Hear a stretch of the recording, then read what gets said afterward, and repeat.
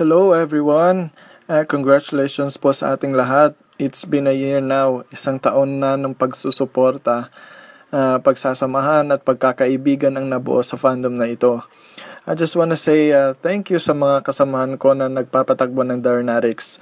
Sa mga co-starters, si Ian at Allison, Darnarix Multimedia, yung mga tao behind the official website, sa mga teasers at sa mga posters headed by Elaine and her group, marketing team, sila po yung mga tao behind the trending topics on Twitter and other marketing staff headed by Nova and her company, at sa nag-organize ng surprise birthday na ito sa ating events team, headed by Jeline, at sa katuwang na si Ash, ang ating TV crew.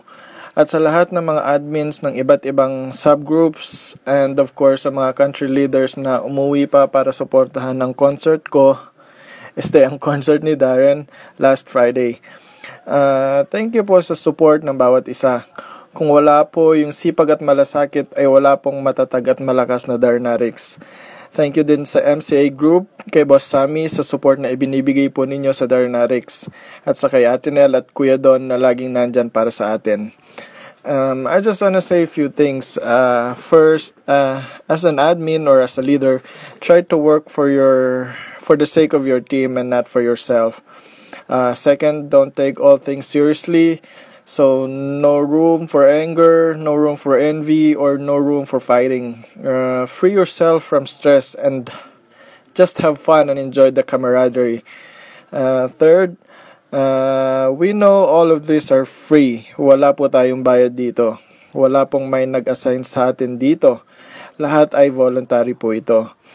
But the way we work sa group na ito, it's kinda amazing. And lastly, try to make people happy as much as you could. Yung friendship na nabuo sa loob ng isang taon, sa mga na-encounter natin ng mga tao all over the globe, sa mga appreciations ng ibang tao sa atin, at the end of the day, you will realize that it is worth more than enough for a paycheck. Again, congratulations sa ating lahat, and I hope to see you guys soon. Bye-bye!